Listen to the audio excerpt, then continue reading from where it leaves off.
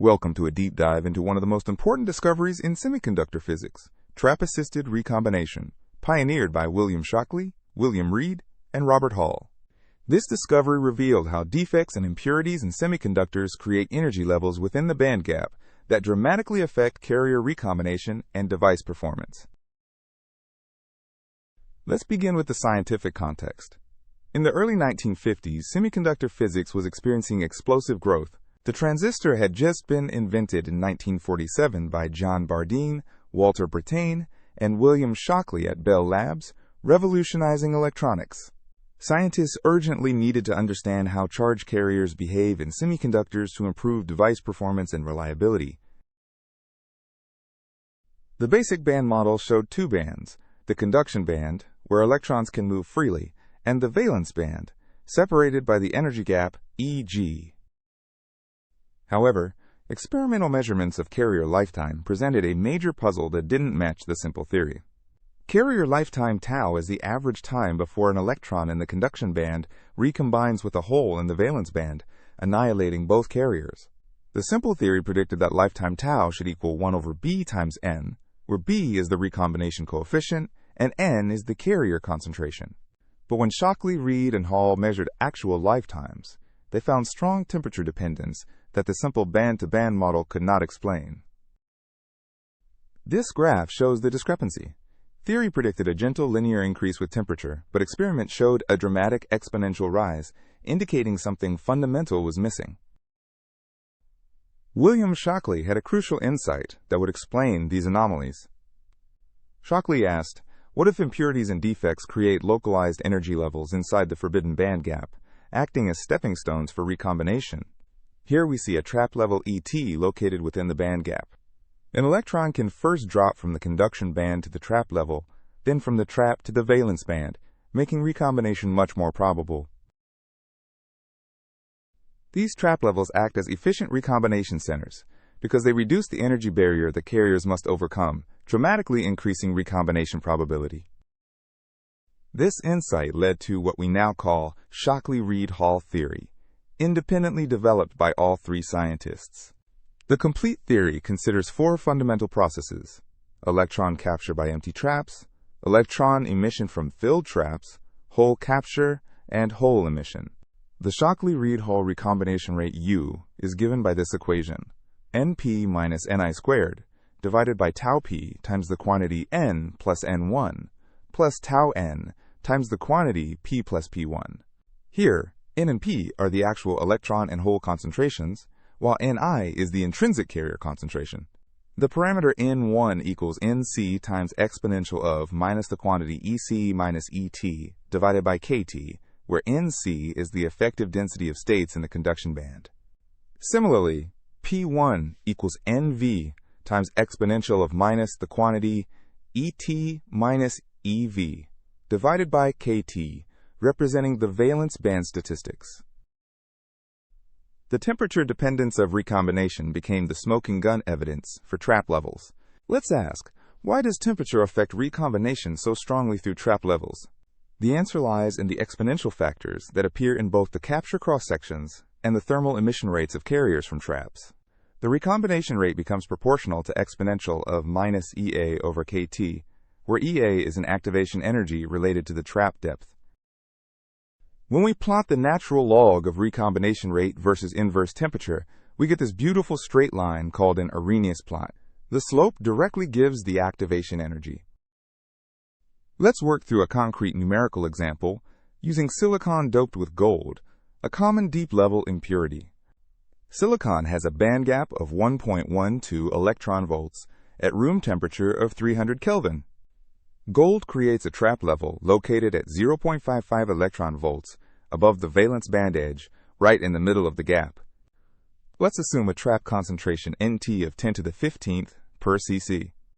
The electron capture cross-section sigma n is approximately 10 to the minus 15 square centimeters. The thermal velocity versus thermal is about 10 to the 7th centimeters per second at room temperature. The minority carrier lifetime tau equals 1 over sigma n times versus thermal times Nt, which gives us 10 to the minus 7 seconds, or 100 nanoseconds. This calculated lifetime of 100 nanoseconds matches experimental measurements of gold-doped silicon remarkably well, validating the theory. Robert Hall at General Electric performed elegant experiments that definitively confirmed the theory. Hall systematically measured recombination rates in both germanium and silicon across a wide temperature range from 77 Kelvin to 400 Kelvin. Hall's experimental setup used matched samples of germanium and silicon with controlled impurity levels, measuring photoluminescence decay to determine carrier lifetimes. The activation energies Hall extracted from Arrhenius plots matched perfectly with the predicted trap depths for known impurities like copper and gold. Let's dive deeper into the mathematical description of how traps capture carriers. The electron capture rate, Rn, equals sigma n times versus thermal times n times nt times the quantity 1 minus Ft, where Ft is the probability the trap is occupied. The electron emission rate, En, equals sigma nv thermal nc exponential of minus Ec minus Et over kT times Nt times Ft. At steady state, the capture rate must equal the emission rate, allowing us to solve for the trap occupancy. The trap occupancy, Ft equals N divided by N plus N1, showing how trap filling depends on the electron concentration. This diagram illustrates electron capture. Free electrons from the conduction band fall into empty trap sites, with some traps already occupied shown by the filled circles. A crucial discovery was that trap position within the band gap dramatically affects recombination efficiency. Here's an important question. Where should a trap level be located within the band gap to maximize recombination efficiency? The answer is at mid-gap, where the trap is equidistant from both bands, making EC minus ET equal to ET minus EV. Recombination is maximized when ET equals the average of EC and EV, placing the trap exactly in the middle of the gap. This graph shows recombination rate versus trap position. Notice the peak at 0.5, exactly at mid-gap, where traps are equally accessible to both electrons and holes. Gold in silicon sits very close to mid-gap at 0.55 electron volts from the valence band, making it an extremely effective killer of minority carriers. Real semiconductors often contain multiple trap levels, leading to even more complex behavior. Multiple trap levels at different energies can coexist in real materials, each contributing to recombination through different temperature-dependent pathways. Each trap level has its own characteristic capture cross-section and thermal emission rate, making the overall temperature dependence quite complex. The total recombination rate is the sum over all trap species I, though usually one or two dominant traps control the behavior. This theory has profound practical implications for all semiconductor devices. In solar cells, traps are absolutely deadly because they kill the photo-generated electron-hole pairs before they can be collected, directly reducing conversion efficiency. In light-emitting diodes, traps cause non-radiative recombination, where energy is lost as heat rather than light, reducing quantum efficiency. In transistors, interface traps affect switching speed and create unwanted leakage currents that waste power. Device performance improves dramatically as trap concentration decreases, as shown by these efficiency bars for high, medium, and low trap density materials. The Shockley-Read-Hall theory led to the development of powerful characterization techniques like deep-level transient spectroscopy. Deep-level transient spectroscopy, or DLTS, directly measures trap energy levels, capture cross-sections, and concentrations by observing capacitance transients. The thermal emission rate, En, equals sigma NV, thermal NC, exponential of minus delta E over kT, where delta E is the trap ionization energy. A typical DLTS transient shows exponential decay of capacitance as traps thermally emit their captured carriers. The decay rate directly reveals the trap activation energy. Let's quantify the temperature dependence more precisely with actual numbers. Consider a trap exactly at mid-gap in silicon, located 0.56 electron volts from each band edge. At 300 Kelvin, the lifetime might be 10 to the minus 7 seconds, or 100 nanoseconds. At 200 Kelvin, using the exponential temperature dependence, the lifetime drops to about 10 to the minus 9 seconds, or 1 nanosecond, a 100-fold decrease. This dramatic 100-fold change over just 100 Kelvin temperature range provides definitive proof that deep traps dominate the recombination process. Let me offer an intuitive analogy to understand why traps enhance recombination so dramatically. Think of electrons needing to cross a wide river from one bank to another. Without stepping stones, it's extremely difficult, but with stepping stones in the middle, the crossing becomes much easier. The trap level acts as a stepping stone, breaking the large energy gap into two smaller steps, exponentially increasing the probability of recombination. The capture cross-section is a crucial parameter that deserves deeper explanation.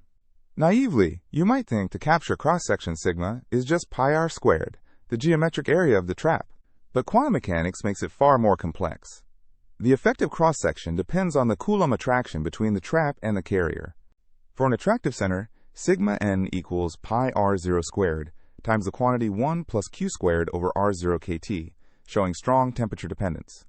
Typical capture cross-sections range from 10 to the minus 15 to 10 to the minus 12 square centimeters, much larger than atomic dimensions due to long-range Coulomb forces. The Shockley-Read-Hall theory continues to impact modern semiconductor technology profoundly. Modern silicon must be purified to remove trap-forming impurities like gold, copper, and iron to levels below 1 part per trillion. Gittering techniques deliberately create trap-rich regions away from active device areas to capture and neutralize harmful impurities.